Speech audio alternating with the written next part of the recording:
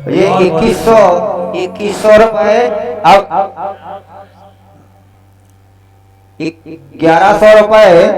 अब देश कांकोरिया जी भगवा साहब, इनके लिए भी जोरदार तालियों के साथ स्वागत किया जाए। जय श्री राधे, जय श्री कृष्णा।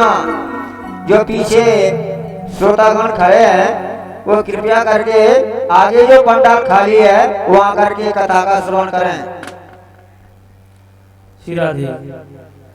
सभी दानदाताओं का बहुत बहुत स्वागत है। आप सभी के भंडार भगवान नारायण श्री गोविंद कृपा करते रहें, सदैव भरे रखें। व्यासपीठ की ओर से बहुत बहुत आशीर्वाद, बहुत बहुत साधुवाद। बोली बाल कृष्ण भगवान की। जो लोग पीछे खड़े हैं वो कृपया आगे आ जाए, और जो लोग बीच में जगह छोड़ करके पीछे बैठे हैं आगे थोड़ा थोड़ा आगे आ जाइए सब लोग, जिससे पीछे बैठने वाले लोगों को असुविधा न हो। थोड़ा थोड़ा आगे आ जाइए, जिनके आगे जगह पड़ी हुई है वो आगे आ जाइए। पीछे लोग कुछ लोग खड़े हैं, पीछे कुछ लोगों के लिए जगह कम पड़ रही, तो जो बीच में जगह पड़ी है आगे खिसक कर आ जाओ। आगे आ जाइए सब लोग, आगे से बैठना प्रारंभ करें, अनसुना न करें, आगे आ जाइए। बोले बालकृष्ण भगवान की।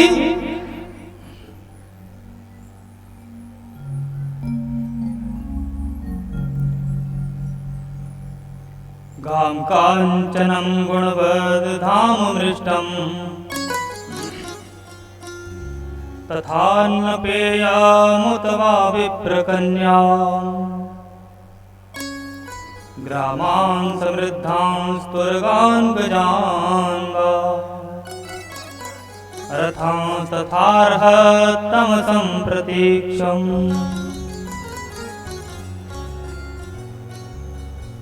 श्री सुखदेव जी महाराज बहुत सुंदर वर्णन करते हैं और कहते हैं कि वामन भगवान जब राजा बलि के द्वार पर पहुंचे, बलि ने जब वामन भगवान को देखा तो देखते ही रह गया।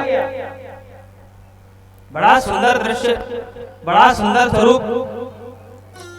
वामन भगवान की झांकी को देख करके स्तब्ध रह गया, और ऐसा दर्शन किया जब तो मन में आनंद की उमंग उठने लगे। हमारे शास्त्र कहते हैं कि जब किसी व्यक्ति को देख करके हमारे मन में ऐसा भाव जागृत हो कि इसको प्रणाम करें, इसके चरण स्पर्श कर लें, तो ये समझना चाहिए कि इसमें जरूर कुछ न कुछ दैवीय शक्ति विद्यमान है। और राजा बलि ने भी वामन भगवान को देखा तो मन में ऐसा भाव जागृत हुआ कि इनको प्रणाम करें। गुरु शुक्राचार्य जी से कहा कि गुरुदेव, ये ब्राह्मण हमको बड़ा विलक्षण प्रतीत होता है, ये ब्राह्मण को देख करके मेरे मन में बड़ा श्रद्धा और भाव जागृत हो रहे हैं, मैं इन्हें प्रणाम करना चाहता हूं। बलि ने प्रणाम किया, हे विप्र, तुम हमारे द्वार पर आए हो, मेरा बड़ा सौभाग्य है। आप जैसा ऐसा दिव्य ब्राह्मण हमारे द्वार पर आया, आज हमारा घर तो पवित्र हो गया, हमारा द्वार पवित्र हो गया। मैं चाहता हूं कि तुम मुझसे कुछ मांग लो, मैं तुम्हें कुछ दान करना चाहता हूं। बलि ने भगवान वामन से कहा कि मुझसे तुम कुछ मांग लो, लेकिन वामन भगवान तो माला में हाथ डाल करके गोमुखी में हाथ डाले हुए हैं, माला का जाप चल रहा है, कुछ बोल ही नहीं रहे। शुक्राचार्य जी से कहा कि महाराज गुरुदेव, ये बोलते क्यों नहीं? बोले ब्राह्मण जब जप करते हैं, माला करते हैं, तो बीच में बोलते नहीं है। तब तो बलि की श्रद्धा और बढ़ गई, और ज्यादा श्रद्धा बलवती हो गई। वाह, ऐसा ब्राह्मण तपस्वी भजनानंदी, वाह। तब तो बलि ने कहा कि अब तो हम इनको कुछ न कुछ दे करके ही मानेंगे, कुछ न कुछ दान करके ही। ऐसा दिव्य ब्राह्मण हमारे द्वार पर आया और बिना कुछ दिए ये चले जाए, बिना कुछ लिए। बलि ने बड़ी अनुनय विनय की, देने के लिए कहा, तो वामन भगवान ने पहले कुछ बोले नहीं, माला पूरी की, और माला पूरी करके वामन भगवान ने पहले प्रशंसा की। ओहो, तुम ही बलि हो, तुम्हारे घर में तो एक से एक दानी हुए हैं, तुम्हारे परिवार में तो बड़े से बड़े दानी हुए हैं, तुम्हारा नाम बलि है? बलि ने कहा, हाँ महाराज, हमको ही बलि कहते हैं। आपके परबाबा हिरण्यकश्यप बड़े दानी थे, आपके बाबा प्रहलाद उससे भी और बड़े दानी थे। बड़ी प्रशंसा की, लेकिन संकोच की बात यह है राजन कि मैं तुम्हारी ये इच्छा पूरी नहीं कर सकता। वामन भगवान ने कहा, तुम कुछ दान करना चाहते हो, कुछ देने की बात कर रहे हो, लेकिन मैं तुमसे कुछ ले नहीं सकता। क्यों? क्योंकि मैं त्यागी हूं, मैं एक पैसा भी कभी किसी से कुछ दान में लेता नहीं हूं। मैंने कभी किसी से कुछ लिया नहीं, अब तुमसे कैसे ले लूं? मेरा नियम बिगड़ जाएगा। बलि ने कहा, महाराज आपको जरूर ही कुछ न कुछ तो लेना ही पड़ेगा। आप हमारे द्वार पर आए हैं और हमारी ऐसी बड़ी श्रद्धा है, हमारी ऐसी इच्छा है कि हम आपको कुछ देना चाहते हैं। भगवान ने कहा कि हम कुछ लेते ही नहीं, फिर आपसे कैसे लें? राजन, जब हमारा अकेला शरीर है तो अकेले शरीर के लिए हम तुमसे लेकर के करेंगे क्या? क्या करें? शरीर, एक अकेला शरीर क्या ले तुमसे, और उसको लेकर के करेंगे भी क्या? ओहो, तो इसलिए नहीं ले रहे हो, अकेले हो। राजा बलि ने कहा, तुम अकेले हो इसलिए नहीं ले रहे, तो अच्छा ऐसा करते हैं, तुम्हारा विवाह नहीं हुआ है, तुम अकेले हो, तो हम तुम्हारा किसी ब्राह्मणी कन्या के साथ में विवाह करा। राजा बलि ने जब कहा कि महाराज, बलि चरणों में गिर पड़े और कहा कि यदि तुम अकेले हो तो तुम्हारा विवाह किसी ब्राह्मणी कन्या के साथ करा देते हैं। तो भगवान प्रसन्न हो गए, बोले हाँ ये बात ठीक है। राजन, तुम अगर चाहते तो विवाह करवा दो, किसी ब्राह्मणी कन्या के साथ में विवाह कराओगे तो हम दो हो जाएंगे। क्योंकि इस संसार में गृहस्थ जो धर्म है ना, गृहस्थ जीवन सबसे श्रेष्ठ है। लेकिन राजन एक बात बताओ कि तुम हमारा विवाह तो करा दोगे, लेकिन हमारी जो गृहिणी आएगी, जो हमारी पत्नी होगी, वो रहेगी कहाँ? हमारे पास तो खुद के रहने, हमारा विवाह तो करा दोगे? बोलो राधे राधे। बलि से कहा कि हमारी जो घरवाली आएगी, जिसके साथ विवाह करवाओगे, वो रहेगी कहाँ? तो बलि ने कह दिया कि महाराज आप चिंता न करें, हमारे यहाँ कोई कमी नहीं है राजमहल में, आपके लिए एक और राजमहल बनवा देंगे दूसरा, लेकिन आप पहले लेना स्वीकार तो करो। तो वामन भगवान ने कहा, अच्छा राजन एक बात बताओ, विवाह तो तुम करा दोगे और रहने के लिए घर मकान भी दे दोगे, खाने पीने का क्या प्रबंध होगा? बोले चिंता मत करो, राजमहल में किसी बात की कमी नहीं है, अन्य क्षेत्र खोल देंगे, दोनों टाइम प्रेम से आराम से भोग लगाओ भगवान का और पाना। अच्छा राजन, तो एक बात और बताओ, जब विवाह करा दोगे, सारी व्यवस्था करोगे, तो फिर जब हमारा विवाह हो जाएगा तो फिर हमारे घर में बच्चे भी होंगे? बोले हाँ महाराज बिल्कुल होंगे, क्योंकि गृहस्थ सरसों लोगे पुत्र पौत्र समान्विता, घर में बच्चे तो होना ही चाहिए। गृहस्थ जीवन जो है ना, बच्चों से गृहस्थ की गाड़ी जो है बड़ी सुंदर चलती है। बच्चे घर में हो तो घर बड़ा सुंदर लगता है। अच्छा महाराज, तो एक बात बताओ, घर में जब बच्चे होंगे तो 2 4 6 भी हो सकते, 10 भी हो सकते। बोलो राधे राधे। बोले महाराज अब ये क्या कहें, ये तो भगवान की इच्छा है, परमात्मा की इच्छा। बोलो राधे राधे। अच्छा राजन ये बताओ, हमारे बच्चों के पढ़ने लिखने की क्या व्यवस्था होगी? बोले महाराज चिंता मत करो, हमारा जो विश्वविद्यालय है ना, दानव विश्वविद्यालय, उसमें तुम्हारे बच्चों का दाखिला करा देंगे, फ्री निःशुल्क शिक्षा। बोलो राधे राधे। आजकल तो पढ़ाई बहुत महंगी हो गई, बच्चों की व्यवस्था हो जाएगी पढ़ने की। वामन भगवान ने कहा कि वो भी ठीक है, लेकिन राजन एक बात और बताओ, जब घर में 10-5 बच्चे अगर हुए और उन बच्चों में से अगर कहीं कोई एक आध मर गया तो उसके लिए रोया जाता है, तो रोने की क्या व्यवस्था है ये बताओ। बलि ने कहा कि महाराज ऐसा है, जिसका मरता है उसी को रोना पड़ता है। बोलो राधे राधे। जिसका मरता है उसी को रोना पड़ता है, तो इसके लिए हमारे पास कोई व्यवस्था नहीं है, रोना तो आपको ही पड़ेगा। तो वामन भगवान ने कहा कि राजन ये बताओ कि जिस कार्य को करने से हमको रोना पड़े, ऐसा हम कार्य करें ही क्यों? इसलिए हम विवाह नहीं कर सकते, आपसे कुछ नहीं ले सकते। बोलो राधे राधे। अब तो राजा बलि घबराए, राजा बलि चरणों में गिर पड़े, बोले जैसे तैसे राजी किया था, फिर लौट गए। अब तो राजा बलि चरणों में गिर करके क्षमा याचना करने लगे, महाराज कुछ भी करो, कैसे भी करो, हमसे कुछ न कुछ तो ले ही लो, हम दान करना चाहते हैं आपको, और हम बिना दान किए आपको जाने नहीं देंगे। वामन भगवान ने कहा कि देखो राजन, हमारा नियम बिगड़ जाएगा, हम लेते नहीं किसी से कुछ, लेकिन यदि तुम ज्यादा जबरदस्ती करते हो, अगर तुम बहुत ज्यादा अन्याय विनय कर रहे हो, तो अब तुमसे ज्यादा मना भी नहीं कर सकते। ऐसा काम करते हैं कि तुम्हारा भी नियम नहीं टूटे और हमारा भी नियम नहीं टूटे, तुम्हारा देने का संकल्प पूरा हो जाए और हमारा लेने का जो नियम है वो नहीं बिगड़े। क्या करें? बोले एक काम करते हैं कि हमें तुम जमीन जो पृथ्वी है उसका दान करो। बोले ठीक है महाराज, कितनी पृथ्वी, कहां से कितनी चाहिए? जितनी चाहिए नाप लो। बोले नहीं, ऐसे नहीं चाहिए। तो बोले हमको केवल 3 पैर पृथ्वी दे दो, बस, इससे ज्यादा नहीं है। बोले महाराज आपका जैसा शरीर है, बुद्धि भी आपकी वैसी है, 3 पैर पृथ्वी। कहते हैं उत्तम बुद्धि बानिया, मध्यम बुद्धि जाट, और बामन तो चौपट पाठ। बोलो राधे राधे। तो बामन, आप तो ब्राह्मण हैं, आपको तो मांगना भी नहीं आता, 3 पैर पृथ्वी मांग रहे हो, वो भी 3 पैर। बोले हाँ 3 पैर तो मांग रहे हैं, लेकिन उसमें भी एक शर्त और है। बोले क्या? बोले उसमें भी ये शर्त है कि हम अपने पैरों से नापेंगे। बोले आपके छोटे छोटे से तो पैर है, ये 3 पैर पृथ्वी लेकर के करोगे क्या? एक आसन भी नहीं बिछा पाओगे। बोले बस नियम बिगड़ेगा नहीं, हमारा लेने का संकल्प पूरा हो जाएगा, तुम्हारा देने का हो जाएगा, हमारा लेने का हो जाएगा, दोनों की बात बन जाएगी। अगर देना चाहते हो तो दो, नहीं तो हम जा रहे हैं। बोलो राधे राधे।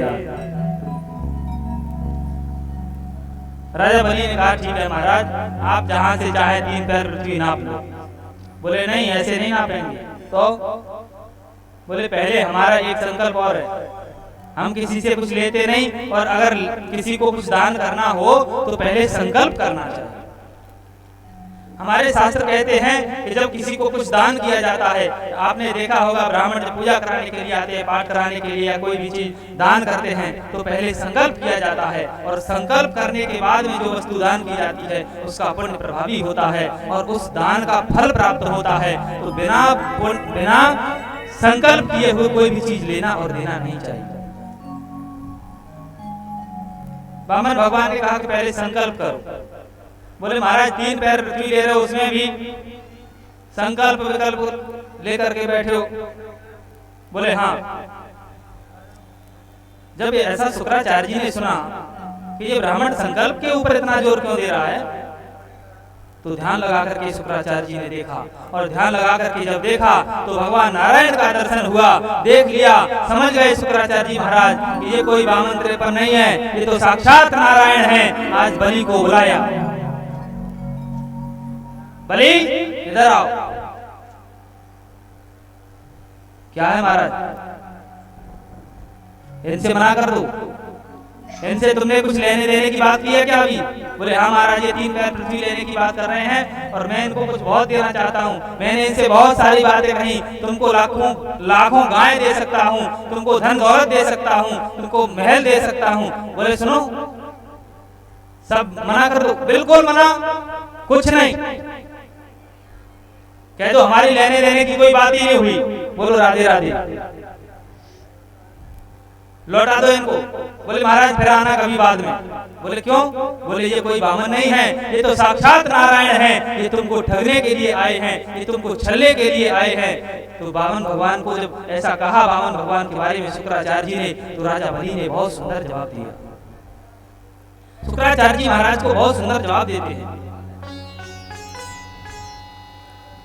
शुक्राचार्य जी ने कहा कि देखो राजन, कुछ जगह ऐसी होती हैं जहां पर झूठ बोलने से पाप नहीं लगता।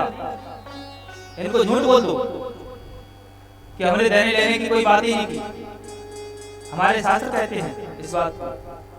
कुछ जगह ऐसी है जहाँ पर झूठ बोलने से पाप नहीं लगता। स्त्री सुनर्म विवाहे च वृत्यर्थे प्राण संकटे गौ ब्राह्मण हिंसायाम नानृतत् स्यात् जुगोस्मृतम्। 4 जगह झूठ बोलने से पाप नहीं लगता। पत्नी अगर किसी बिना कारण के रूठ गई हो, किसी कारण से भी रूठ गई हो, तो उसको मनाने में कुछ बोल दिया जाए तो पाप नहीं लगता। किसी की कन्या का विवाह हो रहा हो, अच्छे घर में कन्या जा रही है, और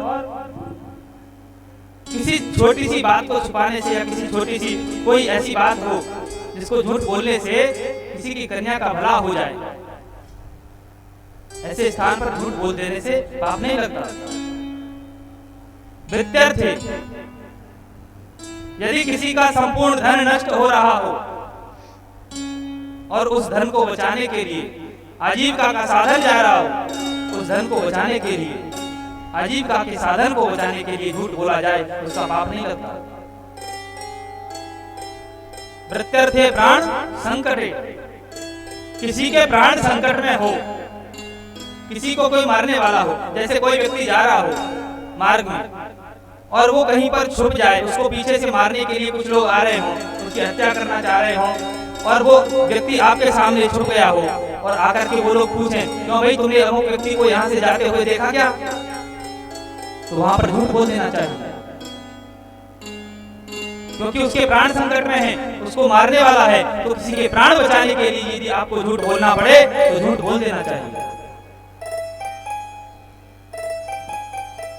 गौ की हत्या अगर हो रही हो, उसके प्राण बचाना हो, गौ ब्राह्मण हिंसायाम नानृतत् स्यात् जुगोस्मृतम्, प्राण संकट में हो, बचाना हो, तो ऐसे समय पर झूठ बोलने से पाप नहीं लगता। शुक्राचार्य जी महाराज ने बहुत समझाया, हे राजन मना कर दो कि हमने देने लेने की कोई बात नहीं की, लेकिन राजा बलि ने मना कर दिया कि महाराज मैं झूठ नहीं बोल सकता, मैंने जो एक बार कह दिया तो कह दिया। देखो महाराज, यदि ये नारायण हैं तो मैं इनको रोक नहीं सकता। ये सारा संसार, सारी सृष्टि इन्हीं की बनाई हुई है, ये सब कुछ इन्हीं का है। यदि ये भगवान नहीं है, यदि ये नारायण नहीं है, तो ये 3 पैर से चौथा पैर ले नहीं सकते। अगर ये नारायण हैं तो ये मेरा बड़ा सौभाग्य होगा कि नारायण आज मेरे द्वार पर याचक बन करके आए हैं और मैं इनको कुछ दूं। ये मेरे द्वार पर भिखारी बन करके आए हैं, मेरा इससे बड़ा भाग्य क्या होगा। आज श्री शुक्राचार्य जी महाराज को कह करके श्री राजा बलि और वामन भगवान के सामने पहुंचते हैं संकल्प करने के लिए। हाथ में जल लेने के लिए जैसे ही सागर को उठाया, ऐसा कुछ लोग कहते हैं, संतों ने कहा है कि जब बलि ने सागर से जल डालने के लिए, जैसे ही टोटी से जल डालने के लिए सागर उठाया, शुक्राचार्य जी अपने शिष्य की रक्षा करने के लिए, बचाने के लिए सागर की टोटी में जाकर के बैठ गए और जल नहीं डालने दिया। तो भगवान ने मन में विचार किया कि जो व्यक्ति भेद बुद्धि से देखता है, भगवान उसकी भेद बुद्धि को समाप्त कर देते हैं। एक दृष्टि से देखना चाहिए सबको। इसलिए भगवान ने, वामन भगवान ने अपनी कुशा से एक आसन से एक कुशा निकाली और उसको कुशा को निकाल करके टोटी में डाल दिया। शुक्राचार्य जी महाराज की एक आंख गोविंदाय नमो नमः हो गई। बोलिए वामन भगवान की। शुक्राचार्य जी महाराज चले गए, संकल्प किया, बहुत सुंदर संकल्प करके जैसे ही जल छोड़ा तो वामन भगवान ने कहा कि हे राजन, अब हमको प्रणाम करो। तुमने मुझको दान करने का संकल्प किया है तो सबसे पहले प्रणाम करो। वामन भगवान को जैसे ही प्रणाम किया राजा बलि ने, जैसे ही बलि ने सिर झुकाया, आज मेरे प्रभु ने, वामन भगवान ने अपने शरीर को बढ़ाया और सुंदर शरीर धारण किया और ऐसा सुंदर विराट स्वरूप धारण किया। बोली विराट भगवान की। विराट स्वरूप धारण कर लिया, आकाश मार्ग में पहुंच गए, ऐसा सुंदर स्वरूप धारण किया, इतना बड़ा विशाल शरीर को बढ़ाया कि जाकर के ब्रह्मलोक में पहुंच गए। भगवान वामन ने दो पैर में ही संपूर्ण संसार को नाप लिया। ब्रह्मलोक में जब उनका पैर पहुंचा तो ब्रह्मा जी ने भगवान के पैर को धो करके अपने कमंडल में रख लिया। 2 पैरों में ही संपूर्ण ब्रह्मांड को, संपूर्ण सृष्टि को नाप लिया। और राजा बलि से भगवान कहते हैं तीसरे पैर के रूप में, हे राजन अब बताओ ये तीसरा पैर में कहां रखूं। सुखदेव जी महाराज सुंदर वर्णन करते हैं, हे राजन भगवान वामन ने जब 2 पैरों में ही सब कुछ नाप लिया और तीसरा पैर रखने के लिए कोई जगह नहीं, वामन भगवान ने कहा कि राजन ये तीसरा पैर मैं कहां रखूं। तो बलि ने कहा कि हे प्रभु ये बताइए कि धन बड़ा होता है या धनवान। तो भगवान कहते हैं निश्चित ही धनवान बड़ा होता है। राजा बलि कहते हैं कि प्रभु आपने 2 पैरों में मेरी संपूर्ण संपत्ति को नाप लिया है, अभी तक आपने संपत्ति के मालिक को नहीं नापा है। मैं चाहता हूं कि हे प्रभु ये जो आपका तीसरा पैर है, पदम तृतीयम और शीर्ष में पदम, ये तीसरा पैर आप मेरे सिर पर रख दें और मेरे सिर पर रख करके आप मुझको नाप लीजिए, क्योंकि धन से बड़ा धनवान होता है। आज राजा बलि के सामने भगवान जब देखा इस प्रकार के वचन जब राजा बलि के सुने तो भगवान प्रसन्न हो गए और प्रसन्न होकर के आज वामन भगवान बड़े प्रसन्न होकर के तीसरा पैर राजा बलि के सिर पर रख दिया। बोली वामन भगवान की।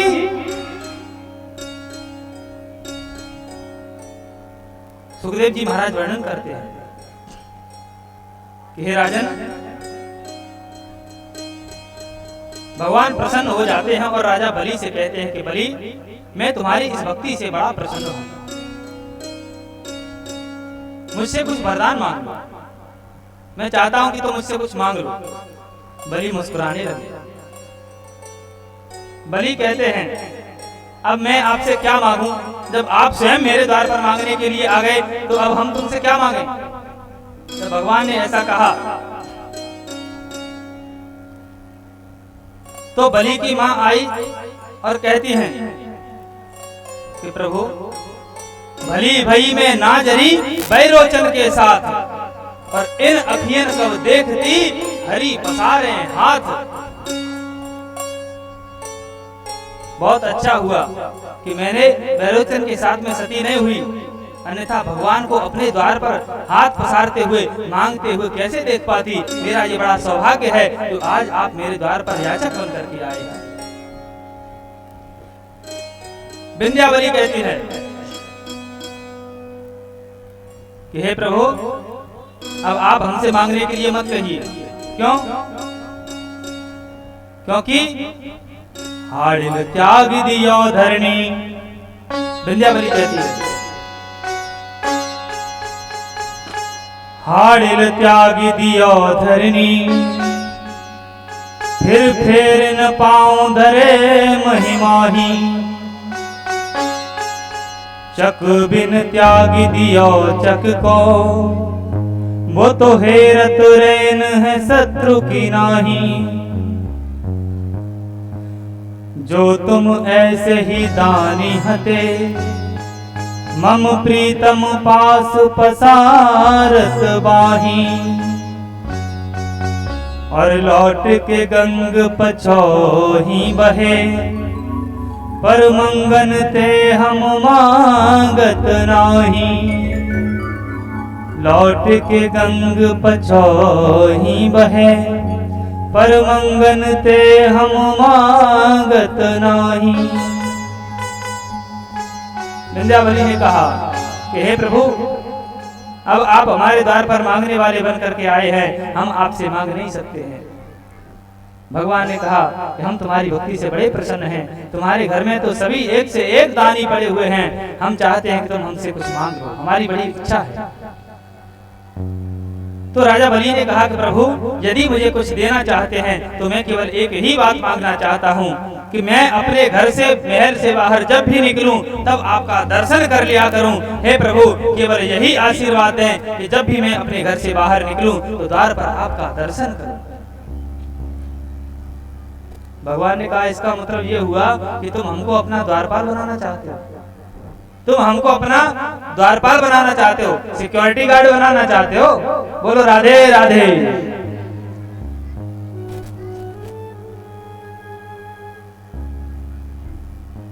जब ऐसा कहा तो बलि कहते हैं कि प्रभु आप चाहे जो भी समझें, हमारा कहने का तात्पर्य तो केवल इतना ही है कि हम आपसे केवल इतना ही कहना चाहते हैं कि आप हमको जब भी घर से बाहर निकलें दर्शन दें। भगवान ने बलि को आशीर्वाद दिया और भगवान राजा बलि के द्वार पर द्वारपाल बनकर के उपस्थित हुए और द्वारपाल बनकर के रहते हैं। बोलिए वामन भगवान की।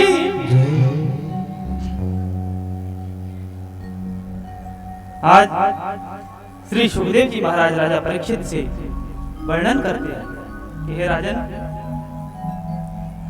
भगवान ने जितने भी अवतार लिए हैं अपने भक्तों को सुख देने के लिए किए। भगवान ने जितने भी अवतार लिए भक्तों को सुख देने के लिए अवतार धारण किए। इन्हीं अवतारों में जो मुख्य अवतार, जो श्रेष्ठ अवतार हैं, श्री सुखदेव जी महाराज वर्णन करते हैं कि हे राजन, भगवान के जो दो मुख्य अवतार हैं मैं आपको वर्णन करता हूं।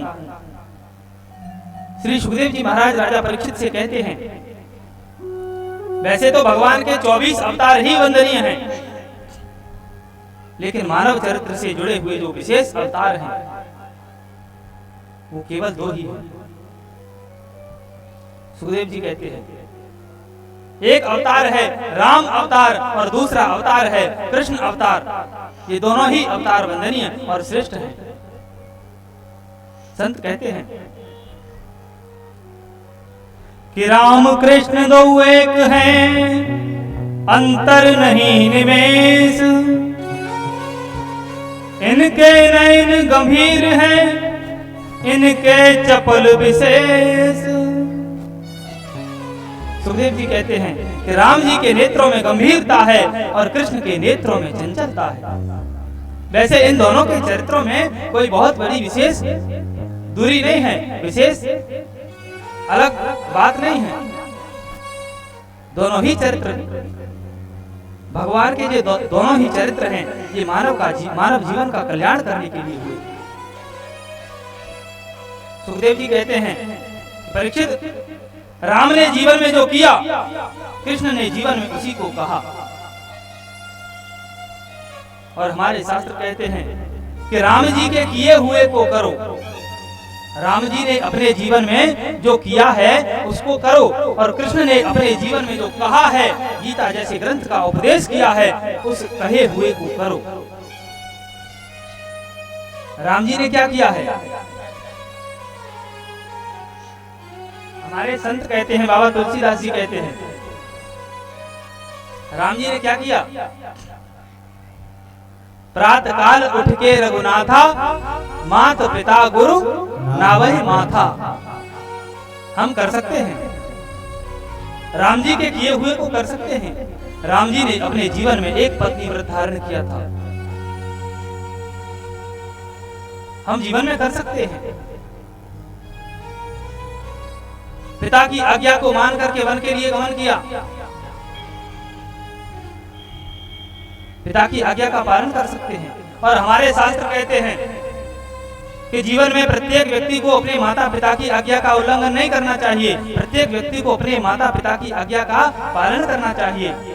और हमारे शास्त्र कहते हैं कि उत्तम पुत्र वही होता है जो पिता की आज्ञा का पालन करता है। और शास्त्र क्या कहते हैं? उत्तमश्चिंतितं कुर्यात् प्रोक्तकारी तो मध्यमा, अधमो असर्थया पेतो कर्तोश्चरितं पितुः। उत्तम पुत्र कौन होता है? उत्तम पुत्र वो होता है जो पिताजी ने मन में विचार किया कि ये कार्य होना चाहिए घर में, और पुत्र ने पिता के भाव को समझ करके ही आज्ञा का पालन कर दिया। उत्तमश्चिंतितं कुर्यात् प्रोक्तकारी तो मध्यमा, पिताजी ने आज्ञा की और पुत्र ने कार्य कर दिया, आज्ञा का पालन हो गया, ये मध्यम श्रेणी का पुत्र होता है। और अधम श्रेणी का पुत्र कौन होता है? अधमो अश्रद्धया पेतो कर्तोश्चरितं पितुः। पिताजी ने बार बार कहा, बार बार आज्ञा कर रहे हैं, बेटा एक गिलास पानी ले आओ, बेटा एक गिलास पानी पिला दो, लेकिन पुत्र कह रहा है पिताजी अभी तो पिया था, अभी आज थोड़ी देर में लाते हैं, कहने के बाद भी आज्ञा का पालन नहीं करता। ऐसे पुत्र अधम श्रेणी के पुत्र होते हैं। तो राम जी के किए हुए को कर सकते हैं और कृष्ण के कहे हुए को कर सकते हैं। यदि आप कृष्ण के किए हुए को करेंगे तो आप कर नहीं सकते, क्योंकि कृष्ण ने जीवन में क्या किया? कृष्ण ने तो जीवन में 7 कोस के गिरिराज जी महाराज को अपनी कनिष्ठा उंगली पर 7 दिन 7 रात्रि तक धारण किया था। आप धारण कर सकते हैं? नहीं कर सकते। कृष्ण ने अपने जीवन में जो किया उसको नहीं कर सकते, राम जी के किए हुए को कर सकते हैं। सुखदेव जी महाराज कहते हैं, हे राजन, मैं तुमको कृष्णचंद्र भगवान का चरित्र श्रवण कराऊं, भगवान कृष्ण का चरित्र श्रवण कराऊं, उससे पहले हमको जीवन में रामचंद्र का चरित्र धारण करना चाहिए। जीवन में अगर कृष्ण चरित्र को समझना है तो सबसे पहले राम चरित्र को समझना पड़ेगा। और हमारे शास्त्र कहते हैं, जिसने राम चरित्र को अपने जीवन में धारण किया वो कृष्ण चरित्र को अपने जीवन में धारण कर सकता है, कृष्ण चरित्र को समझ सकता है। और जिसने जीवन में राम चरित्र को नहीं समझा, भगवान राम जी ने जो जीवन में किया उसको नहीं समझा, वो कृष्ण चरित्र को समझ नहीं सकता है। सुखदेव जी महाराज कहते हैं कि हे राजन, भगवान श्री राघवेंद्र सरकार ने जिस वंश में जन्म लिया उसको कहते हैं सूर्य वंश। वंश वर्णन करते हुए श्री सुखदेव जी महाराज वर्णन करते हैं कि हे राजन, संक्षिप्त में देखिए, भागवत जी में श्री राम कथा जो है बहुत ही संक्षिप्त में श्रवण कराई गई है, क्योंकि ये कृष्ण कथा चरित्र, कृष्ण चरित्र प्रधान ग्रंथ है। इसलिए राम चरित्र को बड़े सूक्ष्म शब्दों में श्रवण कराया है। सुखदेव जी महाराज बहुत सुंदर वर्णन करते हैं। वंश वर्णन करते हुए कहते हैं कि हे राजन, हे परीक्षित जी, कल्प के आदि में नारायण के नाभि से ब्रह्मा जी उत्पन्न हुए। भगवान श्री राम जी के चरित्र का, राम जी के वंश का वर्णन करते हैं और कहते हैं कि कल्प के आदि में नारायण की नाभि से ब्रह्मा जी उत्पन्न हुए और ब्रह्मा जी के मानस पुत्र हुए मरीचि। हे राजन, मरीचि के पुत्र हुए कश्यप, कश्यप के पुत्र हुए विवस्वान, विवस्वान के वैवस्वत मनु और वैवस्वत मनु के 10 पुत्र हुए, जिनमें इक्ष्वाकि के विकुक्षी और विकुक्षी के हुए अनेना, अनेना के योनास हुए और योनास के मानधाता, मानधाता के पुरकुत्स हुए, पुरकुत्स के त्रिशदस्यु, त्रिशदस्यु के त्रिशंकु और त्रिशंकु के राजा हरिश्चंद्र, और हरिश्चंद्र के पुत्र हुए रोहित और रोहित के हरित, हरित के बाहुक और बाहुक के सगर। इन्हीं सगर महाराज के 60,000 पुत्र हुए। इन 60,000 पुत्रों ने पृथ्वी को इतना खोदा, इस पृथ्वी पर जो बहुत बड़ा गड्ढा बन गया उसका नाम हुआ सागर, जिसमें आज जो जल भरा हुआ है उसको सागर कहते हैं। सागर के पुत्रों के द्वारा खोदा गया। इन्हीं सागर महाराज की दूसरी पत्नी से एक पुत्र हुए जिनका नाम है असमंजस। असमंजस के पुत्र हुए अंशुमान और अंशुमान के पुत्र हुए दिलीप। दिलीप के पुत्र हुए भगीरथ। इन महाराज सागर के जब 60,000 पुत्रों को कपिल देव भगवान ने जला करके भस्म कर दिया था, दृष्टि से जल करके भस्म हो गए थे, तो अपने पूर्वजों के उद्धार के लिए इन्हीं महाराज भगीरथ ने गंगा जी की तपस्या की और गंगा जी का अवतरण इन्हीं भगीरथ जी महाराज के द्वारा इस पृथ्वी पर हुआ। बोले गंगा मैया की। भगीरथ जी महाराज के पुत्र हुए श्रुत, श्रुत के पुत्र हुए सौदास और सौदास के हुए अस्मक, अस्मक के पुत्र हुए खटवांग, खटवांग के दीर्घबाहु, दीर्घबाहु के रघु। रघु महाराज की कीर्ति इतनी फैली कि इस वंश का नाम ही सूर्य वंश का नाम हुआ रघुवंश। और इन रघु महाराज के नाम पर इस वंश का नाम हुआ रघुवंश।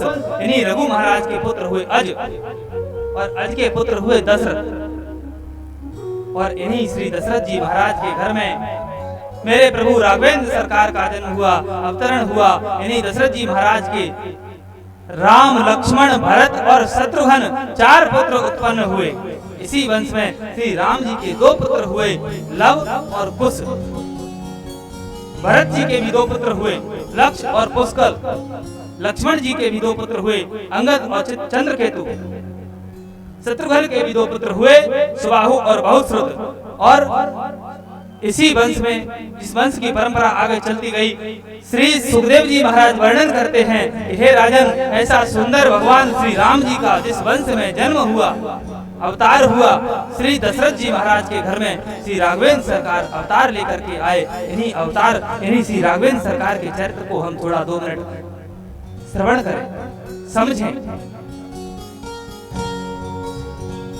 2 मिनट भगवान नाम संकीर्तन के साथ में राघवेंद्र सरकार का नाम गुणानुवाद करते हुए राघवेंद्र सरकार की चरित्रों का श्रवण करें। बोलिए राजा रामचंद्र भगवान की। जन्म सफल होगा रे बंदे, मन में राम बसा ले, मन में राम बसा ले। जन्म सफल होगा रे बंदे, मन में राम बसा ले, मन में राम बसा ले। राम नाम के मोती को सांसों की माला बना ले, मन में राम बसा ले।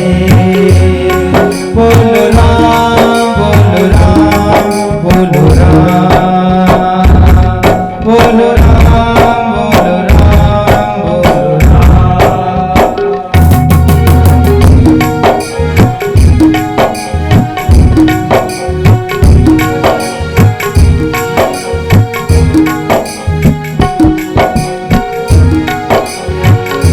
राम सरिस पावन करुणा में और सदा सुख दाता। राम सरिस पावन करुणा में और सदा सुख दाता। सरिस सुहावन अति मन भावन, राम से प्रीत लगे, मन में राम बसा ले। बोलो राम, बोलो राम, बोलो राम, बोलो राम, बोलो राम, बोलो राम।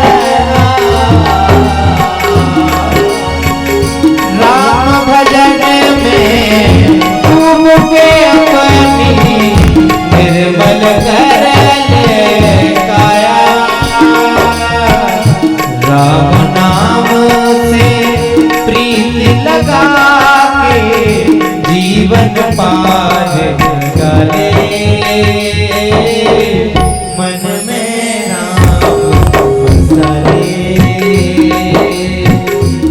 जन्म सफल होगा रे बंदे मन में राम बसरे मन में राम बसरे बोलो राम बोलो राम बोलो राम बोलो राम बोलो राम बोलो राम बोलो राम बोलो राम बोलो राम। दोनों हाथ खड़े करके ताली सेवा करते हुए बड़े भाव से गाएंगे बोलो राम बोलो राम बोलो राम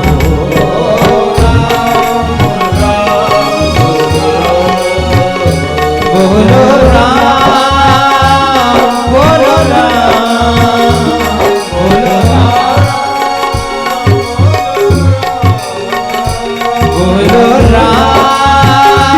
बोलो राम बोलो राम बोलो राम बोलो राम बोलो राम बोलो राम बोलो राम बोलो राम बोलो राम जय जय राम सीताराम बोलो राम सीताराम बोलो राम जय जय राम सीताराम बोलो राम बोलो राम बोलो राम जय जय राम सीताराम बोलो राम बोलो राम जय जय राम सीताराम बोलो राम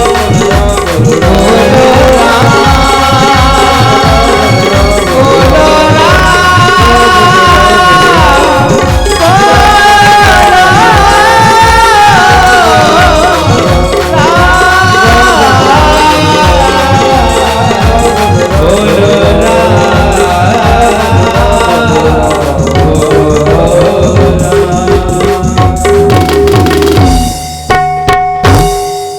बोले सीताराम जी सरकार की। आचार्य श्री सुखदेव जी महाराज श्री राजा परीक्षित से कहते हैं कि हे राजन, मैं तुमको संक्षिप्त में श्री राम कथा श्रवण कराने जा रहा हूं, ध्यान से सुनो। महाराज दशरथ जी के यहाँ पर कोई संतान नहीं थी, दशरथ जी के घर में कोई संतान नहीं थी। बाबा तुलसीदास जी बड़े सुंदर शब्दों में कहते हैं, एक बार भूपति मन माही भई गलानि मोरे सुत नाही। दशरथ जी के मन में एक दिन मन में ग्लानि हुई। ऐसे प्रतापी महाराज दशरथ जिनको इंद्र भी अपना आधा सिंहासन देते थे, मन में ग्लानि हुई कि हमारे घर में कोई पुत्र नहीं है। क्यों? इंद्र की सभा में जाते थे तो आधा सिंहासन प्राप्त होता था।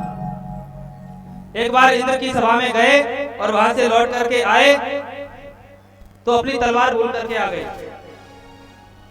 मार्ग में जब याद आया कि तलवार हमारी रह गई वहीं सिंहासन पर, तो लौट करके जब लेने के लिए गए तो वहां पर जाकर के देखा कि दरबार को धोया जा रहा है। सेवकों से पूछा, भाई क्यों, ऐसा क्यों हो रहा है, क्या हुआ? बोले महाराज अब हम आपको क्या कहें, क्षमा करें, हम आपको तब बता सकते हैं। बोले बताइए। तो दशरथ जी महाराज से कहा कि आपके घर में कोई पुत्र नहीं है, इसलिए इस सभा को धोया जा रहा है, क्योंकि आपके आने से अपवित्र हो गए। तो दशरथ जी महाराज के मन में हृदय में बड़ी ग्लानि हुई कि मेरे कोई पुत्र नहीं है। इसलिए आज दशरथ जी महाराज के मन में जब ग्लानि हुई, तलवार लेकर के, अपना खड्ग लेकर के, और जब आए तो आकर के अपने गुरु के पास में, वशिष्ठ जी के पास में गए।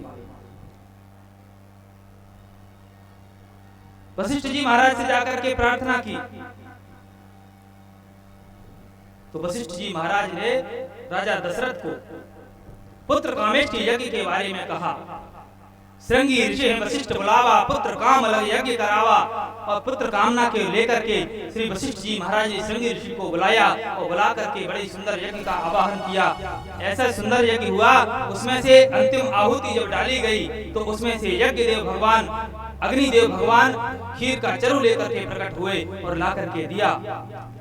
बड़े सूक्ष्म शब्दों में, यद्यपि रामचरित चर्चा बहुत विस्तार में है, मैं आपको बड़े सूक्ष्म शब्दों में सुनाऊंगा, मुझे क्षमा करें।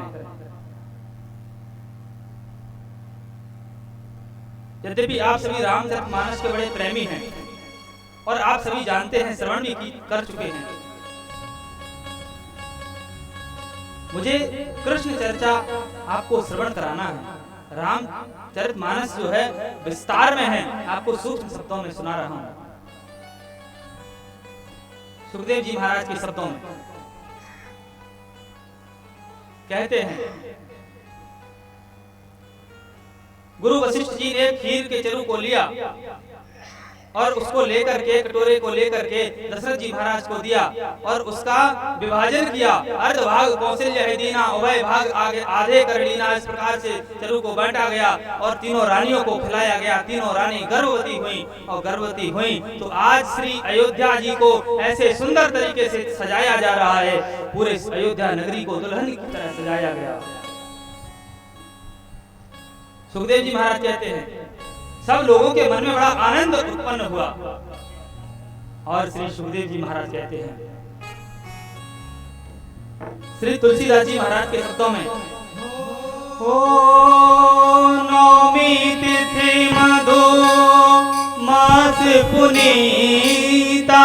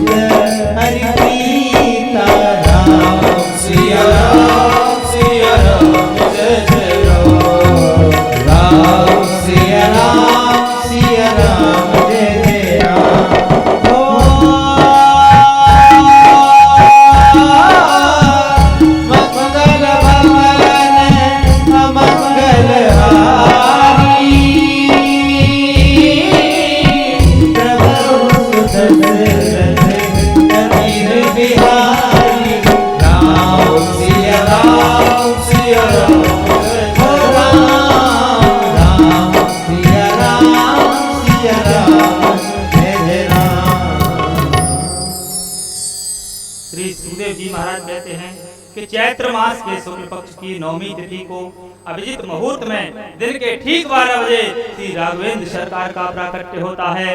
बोलिए राघवेंद्र सरकार की। भगवान का जब जन्म हुआ तो कैसे जन्म हुआ? सशंख चक्रम सकिरीट कुंडलम सपीत वस्त्रम सरसीरुहेक्षणम सहार वक्षस्थल कौस्तुभश्रियम नमामि विष्णुं शिरसा चतुर्भुजम। ऐसी सुंदर झांकी, भगवान की झांकी का आप सभी लोग हृदय में ध्यान करें। भगवान ने जब जन्म लेकर के आए, अवतार लेकर के आए तो कैसे आए? सशंख चक्रम सकिरीट कुंडलम, ऐसा सुंदर स्वरूप धारण करके आए। किसी को पता नहीं, दशरथ जी को पता नहीं, सैनिकों को पता नहीं, किसी को पता नहीं, केवल कौशल्या मैया को पता है। इसीलिए लिखा कौशल्या हितकारी। माता जी ने दर्शन किया, भगवान ने कहा आपको याद है आपने पूर्व जन्म में तपस्या की थी और आपने कहा था कि चाहूं तुम्हें समान सुत प्रभुसन कवन दुराव। तो मैंने कहा था कि आप सहस खोजो कहां जाई, नृपता तनय होऊं मैं आई। मैं अपने जैसा कहां खोजूं जाकर के, मैं तुम्हारा पुत्र बन करके आया हूं। आज मैं तुम्हारा वही पुत्र बन करके आया हूं, इसलिए अब मैं तुम्हारा पुत्र, आप मेरी माता। तो मैया कौशल्या बड़े प्रेम से कहती है, प्रभु आप पुत्र बन करके आए हो क्या पिताजी बन करके आए हो? बोलो राधे राधे। आवाज तो आई नहीं रही, भूल गए शायद सब करता है। राधे राधे। मैया कौशल्या कहती हैं कि मुझे तो लग रहा है पुत्र बन करके नहीं, पिताजी बन करके आए। ऐसे कई पुत्र होते हैं, 4-4 हाथ लेकर के आए हो, हाथ में शंख है, चक्र है, गदा है, पद्म है, वरमाला पहने हुए, ऐसे कई पुत्र होते हैं। किसी का देखा है कभी ऐसा पुत्र? किसी के घर में पुत्र का जन्म हुआ हो, ऐसा पुत्र पैदा हुआ हो, देखा है कभी?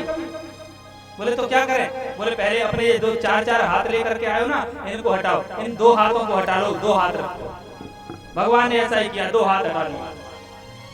बोले अब ठीक है? बोले नहीं, अभी ठीक कहाँ है, अभी ठीक नहीं है।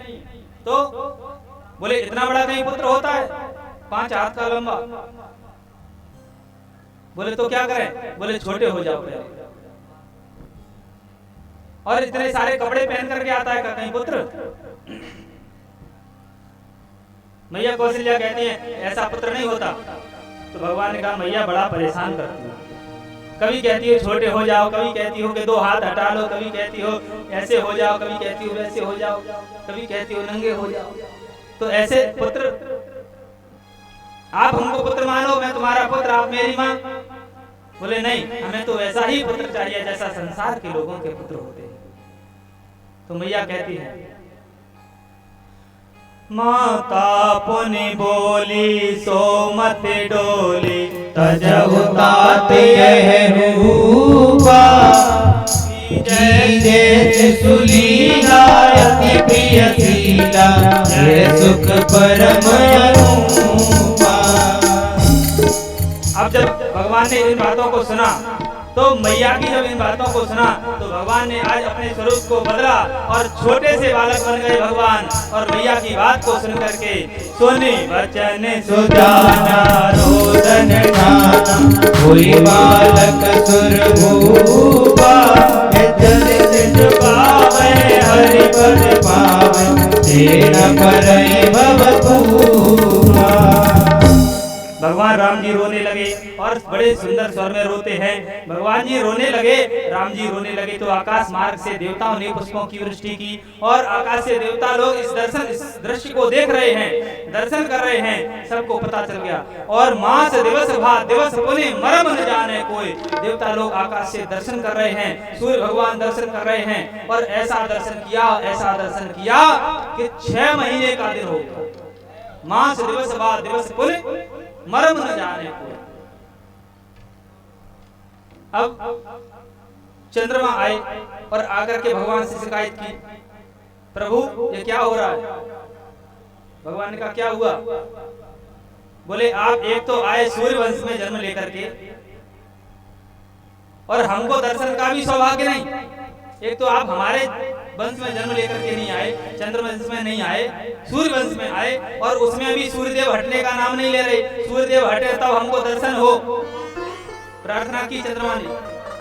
तो भगवान ने कहा कि चिंता मत करो, आए अवश्य बेशक सूर्य वंश में हैं, लेकिन हम तुमको आशीर्वाद देते हैं कि तुम्हारा नाम हमारे नाम के साथ में जोड़ा जाएगा। इसलिए राम जी के नाम के साथ में चंद्रमा का नाम जोड़ा जाता है। इसलिए भगवान को क्या कहते हैं? भगवान को कहते हैं रामचंद्र। बोलिए रामचंद्र भगवान की। ऐसा सुंदर दृश्य, सभी देवताओं ने बड़ी सुंदर प्रार्थना की, सभी ऋषि जन संत जन प्रणाम करते हैं और भगवान की प्रार्थना करते हैं, स्तुति करते हैं। आइए हम सभी भी भगवान के जन्म के उपलक्ष्य में श्री राम जी की स्तुति करके भगवान को प्रणाम करें।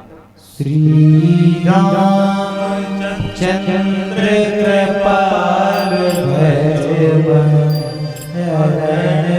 भव भय दारुणम्, श्री रामचंद्र कृपाल भजो हरण भव भय दारुणम्, नव कंज लोचन कंज मोह कंज पद कंज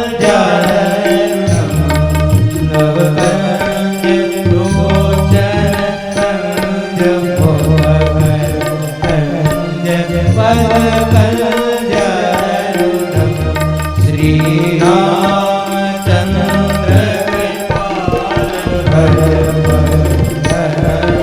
अब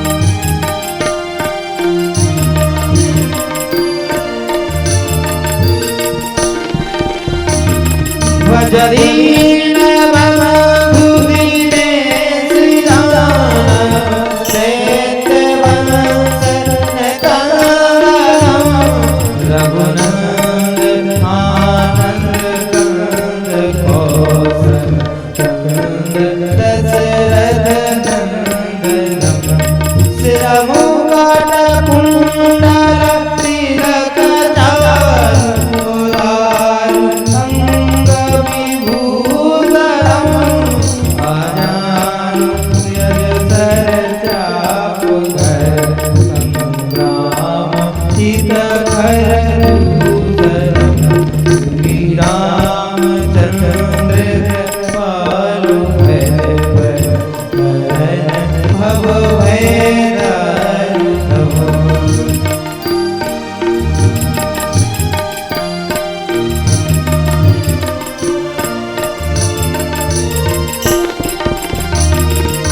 भगवती तुलसीदास शंकर सेत मुनि मनरंजनम मम हृदय अंजनिवास कुलआबादि खलदल गंजनम मन जाई नाचे मिले सोवर सुंदर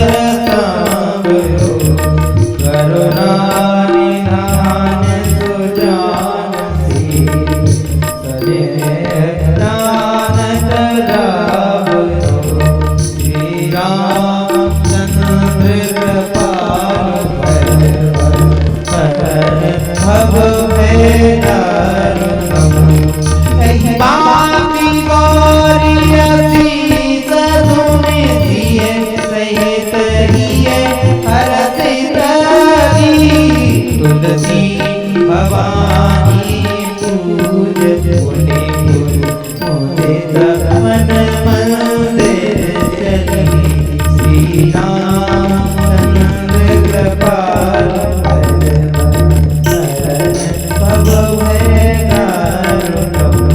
नव कंज लोचन कंज कंज पद कंज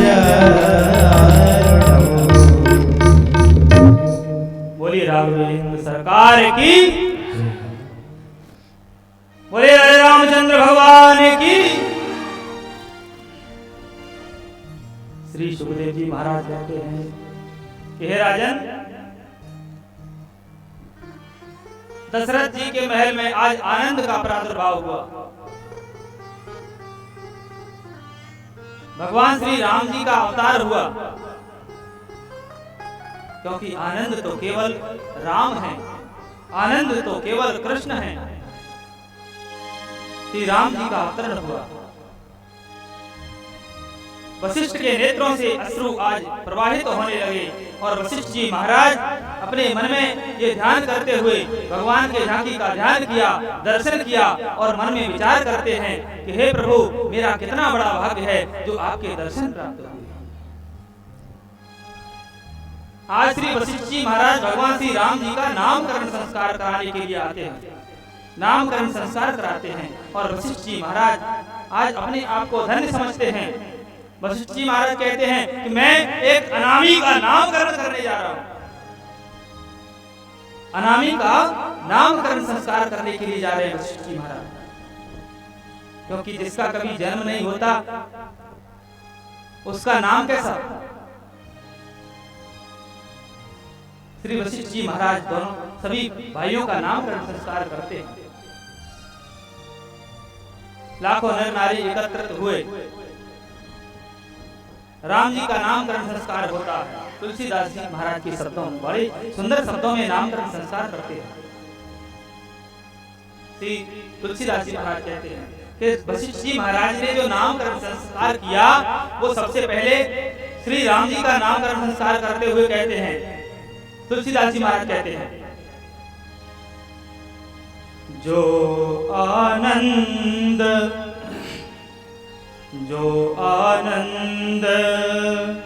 सिंधु सुख राशि, करते त्रैलोक सुपासी। जो आनंद सिंधु सुख राशि, करते त्रैलोक सुपासी। जो सुख धाम राम नामा, अखिल लोक दायक विश्रामा। विश्व भरण पोषण कर जोई, ताकर नाम भरत अस होई। ताके सुमेरन तेरि गुनासा, नाम शत्रुघ्न वेद प्रकाशा। श्री राम जय राम जय जय राम, श्री राम जय राम जय जय राम, श्री राम जय राम जय जय राम, श्री राम जय राम जय जय राम। श्री तुलसीदास जी महाराज बड़े सुंदर शब्दों में बताते हैं, कहते हैं कि वशिष्ठ जी ने नामकरण संस्कार किया और कहा कि जो आनंद सिंधु सुख राशि, सीकर ते त्रैलोक सुपासी। राम जी का नामकरण संस्कार करते हैं जो आनंद के सिंधु हैं, जिनके आनंद सिंधु में, आनंद सिंधु की अगर एक बिंदु भी हमको प्राप्त हो जाए तो हमारा जीवन धन्य हो जाए। ऐसे श्री राम जी का नामकरण संस्कार करते हैं और कहते हैं, सो सुख धाम राम अस नामा। जो सभी सुखों का धाम है, ऐसे बालक का नाम मैं राम रखता हूं। श्री राम जी का नामकरण संस्कार हुआ, जो अखिल लोक दायक विश्राम, इस संपूर्ण संसार को विश्राम प्रदान करने वाले हैं।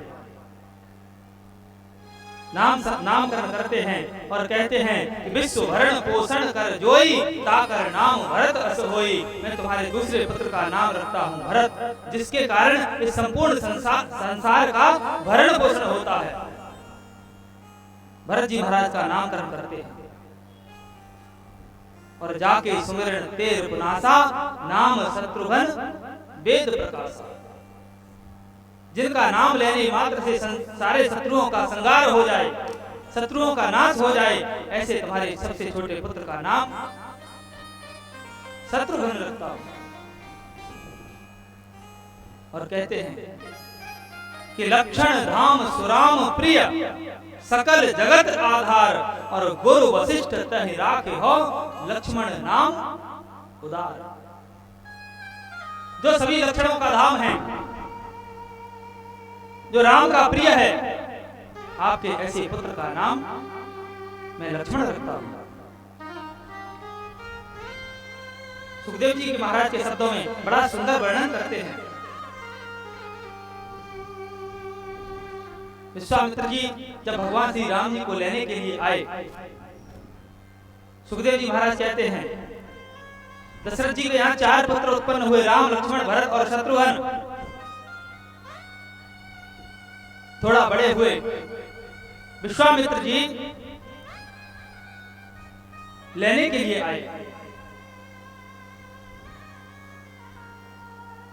सुखदेव जी महाराज कहते हैं, दशरथ जी से कहा कि हम आपके पुत्रों को लेने के लिए आए हैं, हमारे यज्ञ की रखवाली करने के लिए आपके पुत्रों की आवश्यकता है। यद्यपि पहले देना नहीं चाहते थे, लेकिन वशिष्ठ जी के आदेश से राम जी को विश्वामित्र जी के साथ में भेजा। बीच मार्ग में ताड़का मिली, भगवान श्री राम जी ने ताड़का का उद्धार किया। बहुत सुंदर कथा है। सूक्ष्म शब्दों में श्री सुखदेव जी महाराज वर्णन करते हैं कि हे राजन, राम जी को लेकर के गए, भगवान ने ताड़का का उद्धार किया, विश्वामित्र जी के साथ में गए, यज्ञ की रखवाली की, और यज्ञ की रखवाली करते हुए मारीच और सुबाहु नाम के जो निशाचर थे, इनका भी उद्धार किया। ऐसा बाण चलाया महाराज, ऐसा बाण चलाया कि सुबाहु का उद्धार हो गया, और दूसरा बाण एक ऐसा चलाया कि जो मारीच था 7 योजन का सागर पारा जाकर के लंका में जाकर के गिरा। और श्री सुखदेव जी महाराज कहते हैं कि ये जो मारीच था ये लंका में जाकर के गिरा। आगे बढ़े, भगवान श्री राघवेंद्र सरकार बीच मार्ग में अहिल्या का उद्धार किया। आदरणीय श्री विश्वामित्र जी के साथ में श्री राम जी जनकपुरी में पहुंचे। जनकपुरी में जा रहे हैं, श्री राघवेंद्र सरकार का जनकपुरी में पदार्पण होता है। बड़ा सुंदर दृश्य है। सुखदेव जी कहते हैं कि यहाँ पर एक सुंदर धनुष रखा हुआ था, शंकर जी का, शिव जी का सुंदर धनुष रखा हुआ था। इस धनुष को रख करके राजा जनक ने एक स्वयंवर का आयोजन किया था। उस स्वयंवर में भगवान श्री राम जी का पदार्पण होता है। विश्वामित्र जी की आज्ञा से जब सभी राजा विफल हो गए, भूप सहस्त्र एक ही बारा लगे, उठावन टरै नटारा, बहुत सारे राजा लग गए, नहीं उठा ये धनुष।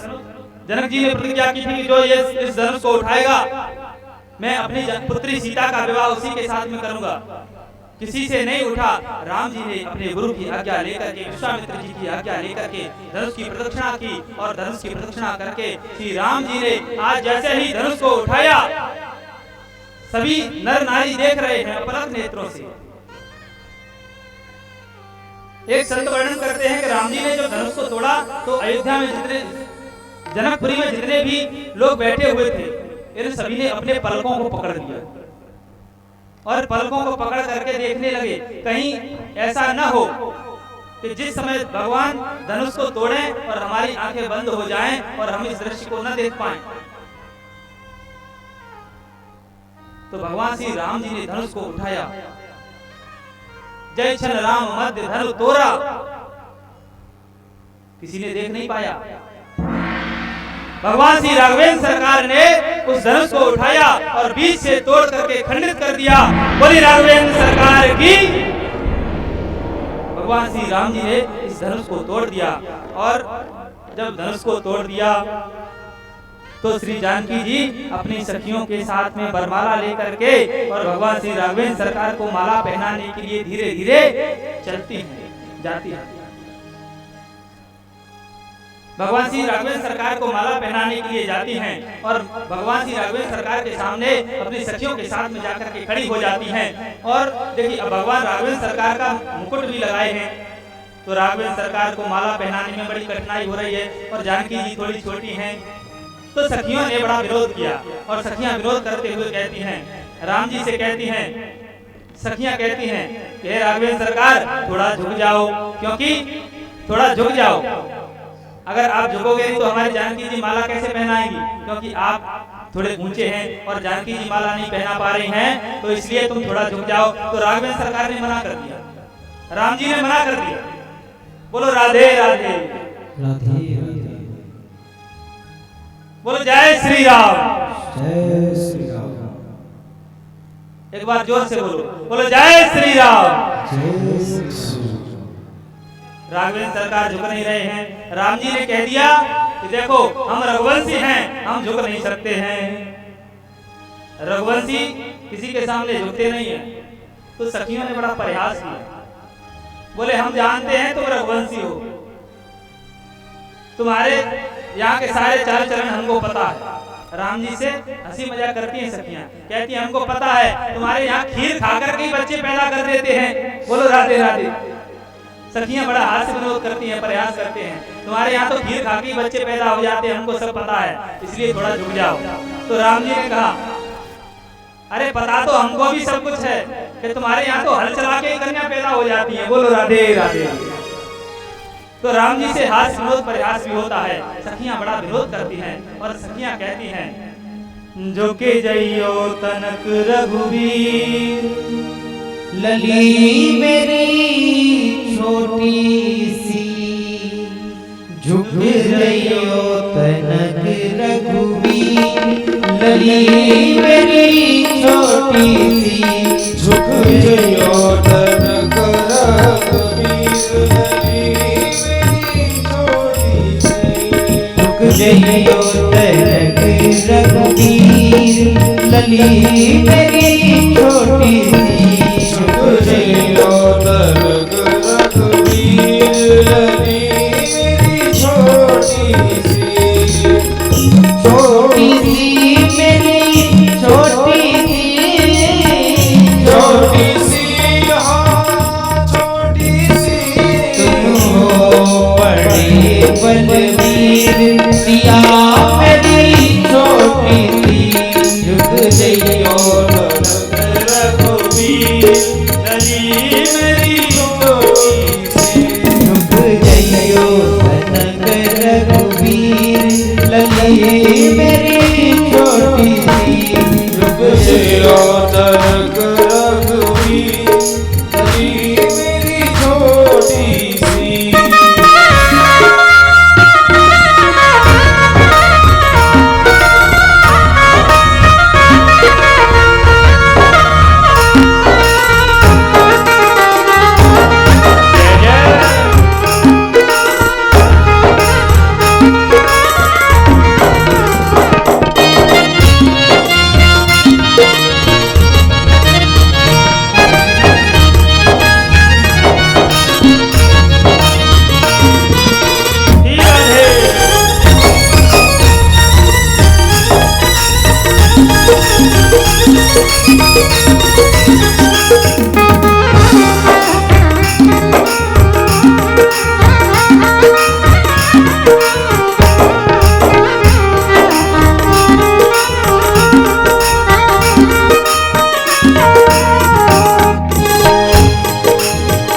जय माला लिए कब से खड़ी थी, जय माला लिए कब से खड़ी थी, जय माला लिए कब से है ठाड़ी, जय माला कब से दुखन लागो है शरीर, लली मेरी छोटी सी, झुक जइयो तनक रघुवीर, लली मेरी छोटी सी, झुक जइयो तनक रघुवीर, लली मेरी छोटी सी, जइयो तनक रघुवीर, लली मेरी छोटी सी। बोलिए राघवेंद्र सरकार की। श्री राघवेंद्र सरकार झुक नहीं रहे।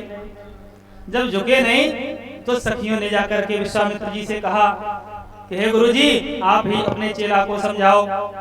विश्वामित्र जी ने मना कर दिया, बोले देखो हमारा काम था धनुष तोड़वाना, तो हमने तोड़वा दिया, अब ये विवाह का कार्य या जो भी तुम्हारा कार्य है उसको तुम समझो, तुम जानो, तुम्हारा काम जाने, इसमें हमारा कोई काम नहीं। और महिलाओं के बीच में हम बोलते भी नहीं। बोलो राधे राधे। अब मानी अब कौन समझाए? लक्ष्मण जी की ओर देखा। लक्ष्मण जी ने कहा कि हम आज्ञा कैसे करें, हम कैसे कहें, राम जी बड़े हैं। लेकिन जानकी जी की ओर जब देखा, जगत जननी मां जानकी जी की ओर जब देखा लक्ष्मण जी ने, आज विचार किया कि हाथ पैर दुखने लगे होंगे। लक्ष्मण जी आज दौड़ करके गए और राघवेंद्र सरकार के चरणों में लेट करके साष्टांग दंडवत किया। और जैसे ही लेटे लक्ष्मण जी साष्टांग दंडवत किया तो राम जी संकोच में आकर के राम जी ने जैसे ही झुक करके सी लक्ष्मण जी को उठाने के लिए नीचे के लिए झुके, इतने में जानकी मैया ने जयमाला डाल दी। बोले जानकी मैया की, बोले सीताराम जी सरकार की। श्री सुखदेव जी महाराज वर्णन करते हैं कि हे राजन, राम जी का विवाह जानकी जी के साथ में हुआ। दशरथ जी बारात लेकर के आए, साथ में भरत लाल जी और शत्रुघ्न लाल जी भी आए। श्री जानकी जी का विवाह परात पर प्रभु श्री राम जी के साथ में हुआ। उर्मिला जी का विवाह लखन लाल जी के साथ में हुआ और मांडवी का विवाह श्री भरत लाल जी के साथ में हुआ। सुरत कीर्ति का विवाह श्री शत्रुघ्न लाल जी के साथ में हुआ। जनकपुरी में बहुत आनंद मनाया गया, सब मंगल गीत गा रहे हैं। और ऐसा सुंदर रामायण में लिखा हुआ है कि धनुष तोड़ा जब राम जी ने तो परशुराम जी महाराज आए। परशुराम जी महाराज की शंका को दूर किया। श्री सुखदेव जी महाराज कहते हैं, हे राजन, अयोध्या नगरी में ऐसा सुंदर उत्सव मनाया गया, ऐसा सुंदर उत्सव मनाया गया भगवान राम जी के विवाह के उपलक्ष्य में कि अयोध्या नगरी को, पूरी अयोध्या नगरी को दुल्हन की तरह सजाया गया। और ऐसा सुंदर उत्सव मना, मानो ऐसा लगा कि मानो आनंद स्वयं मूर्तिमान होकर के अयोध्या में विराजमान हो गया हो। लेकिन हमारे संत जन कहते हैं, शास्त्र कहते हैं कि जब कहीं विशेष ज्यादा प्रसन्नता हो, आनंद मनाया जा रहा हो, खुशियां लुट रही हो, तो कभी कभी बहुत अधिक जब खुशियां मनाई जाती हैं तो खुशियों को किसी की नजर लग जाती है। अयोध्या की खुशियों को भी किसी की नजर लग गई और अयोध्या की खुशियों को नजर लगी, ऐसी नजर लगी। वशिष्ठ जी महाराज ने राम जी के राज्याभिषेक के लिए सुंदर मुहूर्त निकाला। प्रातः काल राम जी का राज्याभिषेक होने वाला है, लेकिन इधर रात्रि काल में ही मंथरा ने आकर के कैकेयी की बुद्धि को बिगाड़ दिया। और मंथरा ने आकर के कैकेयी से कहा कि तुम्हारे पुत्र को राजा होना चाहिए, यदि राम जी राजा बने तो तुमको दासी बनकर के रहना पड़ेगा, तुम्हारे पुत्र को राजा बनना चाहिए। राजा के पास में तुम्हारे दो वरदान उदार हैं, उन अपने दोनों वरदान को मांगो। कैकेयी को भवन में चली गई, मलिन वस्त्र धारण करके को भवन में बैठी। राजा दशरथ जी बहुत समझाने के लिए आए। कैकेयी ने कहा कि मेरे तुम्हारे ऊपर दो वरदान उदार हैं, मैं अपने दोनों वरदान मांगना चाहती हूं। राजा दशरथ जी ने कहा, देवी तुमको रूठने की क्या आवश्यकता थी, तुम वरदान मांगना है, वरदान अगर मांगना है तो तुम वैसे ही मांग सकती हो, मैं तुम्हारे लिए कभी किसी बात के लिए मना किया है? दशरथ जी महाराज ने कहा, कैकेयी ने कहा नहीं, पहले मुझे मेरे वरदान दो, उसके बाद कोई बात करेंगे। कैकेयी ने जब दो वरदान मांगे, वरदान मांगते हुए कैकेयी कहती है कि मुझे पहला वरदान चाहिए। कैकेयी कहती है, सुनहूं प्राण प्रिय भावत जी का, देहु एक बर भरतहि टीका। हे महाराज, मुझे पहला वरदान तो ये चाहिए कि मेरे पुत्र को राज्याभिषेक हो, मेरे पुत्र को गद्दी चाहिए, भरत का राज्याभिषेक हो। और दूसरा वरदान जब मांगा कैकेयी जब दूसरा वरदान मांगती है तो आज राजा दशरथ जी मूर्छित होकर के गिर पड़ते हैं। दूसरा वरदान मांगती है और कहती है, तापस बेश विशेष उदासी 14 बरस राम बनवासी। ये महाराज, दूसरे वरदान के रूप में मुझे केवल यही चाहिए कि राम जी को 14 वर्ष के लिए वनवास भेज दिया जाए। तापस वेश विशेष उदासी, तपस्वियों जैसा स्वरूप धारण करके उदास रह करके, तापस वेश विशेष उदासी 14 वर्ष राम वनवासी, 14 वर्षों के लिए राम के लिए वनवास दिया जाए और मेरे पुत्र भरत को राज्याभिषेक किया जाए, मेरे पुत्र भरत को राजगद्दी प्रदान की जाए। दशरथ जी ने कहा कि तुम्हारे पुत्र को राजगद्दी दे दी जाए, मुझे कोई आपत्ति नहीं है, लेकिन राम जी के लिए तुमने ये वरदान मांग करके ये तुमने जो कहा है ये बहुत अनुचित वरदान मांगा है, ये बहुत गलत किया देवी। जिन राम के बिना मैंने जीवन में रहना नहीं सीखा, जिन राम के बिना मैं एक पल नहीं रह सकता, राम का मुख देखे बिना, उन राम को तुमने 14 वर्षों के लिए वनवास मांगा है। बहुत गलत कर रही हो तुम। बहुत समझाया लेकिन नहीं मानी। राजा दशरथ जी मूर्छित होकर के जमीन पर गिर पड़े। राम जी आए, आकर के पिता के चरणों में प्रणाम किया, माता कैकेयी को प्रणाम किया, कौशल्या मैया को प्रणाम किया। मैया को प्रणाम करके सभी माताओं को प्रणाम किया और वन में जाने के लिए आज्ञा मांगते हैं। राम जी के साथ में जानकी मैया ने भी आदेश मांगा और कहा कि स्वामी मैं आपके बिना नहीं रह सकती, जहां पर आप रहेंगे, जिस परिस्थिति में रहेंगे, जिस हाल में रहेंगे, मैं आपके साथ रहूंगी।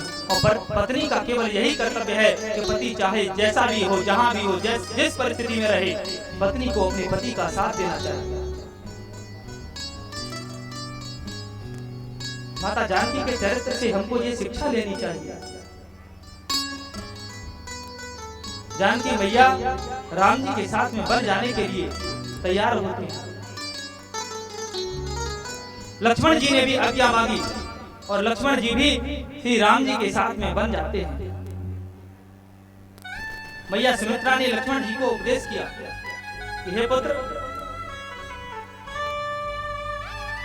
राम जी तुम्हारे सब कुछ हैं, राम जी की सदैव चरण सेवा करना। लक्ष्मण जी राम जी के साथ में गए, सभी अयोध्या वासी भी राम जी के साथ में तमसा नदी के किनारे जाते हैं। सबको सोता हुआ छोड़ करके श्री राम जी सरकार आगे बढ़ते हैं। श्रृंगवेरपुर में मेरे रघुवर का पदार्पण हुआ। निषाद राजगोह से रात्रि भर वार्ता हुई। लक्ष्मण जी वार्ता करते हैं। प्रातः काल होते ही केवट के पास में पहुंचते हैं और गंगा को पार करने के लिए विनती करते हैं। कहते हैं कि हमें गंगा जी के पार जाना है, हमें गंगा पार कराओ। ऐसा लिखा है कि मांगी नाव न केवट आना।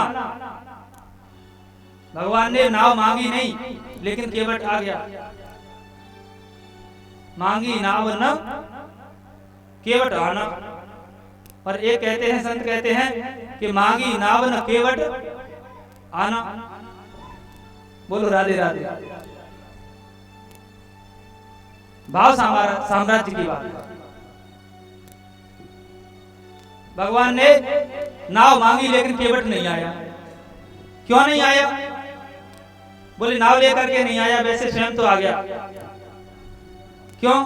क्योंकि केवट जानता था कि इनके पैरों की धूल लग गई तो नारी भी, पत्थर भी नारी बन जाते हैं। कहीं हमारी नाव में अगर इनके चरणों की धूल लग गई तो कहीं हमारी नाव भी नारी बन गई तो हमारी आजीविका का साधन समाप्त हो जाएगा। बोलो राधे राधे। राघवेंद्र सरकार से केवट कहता है कि प्रभु यदि आपको पार जाना है तो सबसे पहले हम जो कहें वो करना पड़ेगा। बोलो क्या करना पड़ेगा? बोले पहले पैर धुलवाओ, पहले हम तुम्हारे चरण धोना चाहते हैं। राम जी ने लक्ष्मण जी की ओर देखा, जानकी जी की ओर देखा। चितय जानकी लखन तन बेहसे करुणा एन। भगवान राम जी क्यों हंसे? क्योंकि राम जी ये बताना चाहते हैं, राम जी ये कहना चाहते थे। क्योंकि देखिए, जब तक राम जी का विवाह नहीं हुआ था तब तक दोनों चरणों की सेवा लक्ष्मण जी करते थे, और जब भगवान का विवाह हो गया तो जानकी जी आई तो एक चरण लक्ष्मण जी ने ले लिया, एक चरण जानकी जी ने ले लिया, दोनों का बंटवारा हो गया, एक एक चरण की सेवा करते हैं। और यहाँ पर केवट कह रहा है कि हम आपके दोनों चरणों को धोना चाहते हैं। तो राम जी ने दोनों की ओर देखा कि तुम्हारे दोनों चरणों की सेवा को ये केवट लेना चाहता है। भाव तो बहुत है। केवट ने भगवान श्री राम जी के चरणों को धोया और धो करके नौका में बिठाया। सिंह चढ़ाए चढ़े रघुराई। भगवान राम जी नौका में बैठते हैं, गंगा के पार जाते हैं। राम जी कुछ देना चाहते हैं, भगवान ने कहा नहीं। जानकी जी की ओर देखा, जानकी समझ गई, मुद्र का उतार करके देना चाहते हैं, लेकिन केवट ने मना कर दिया। केवट ने कहा कि प्रभु, आज आप मेरे तीर पर आए हैं, आज आप मेरे घाट पर आए हैं, मैंने आपको पार उतार दिया है। जिस दिन मैं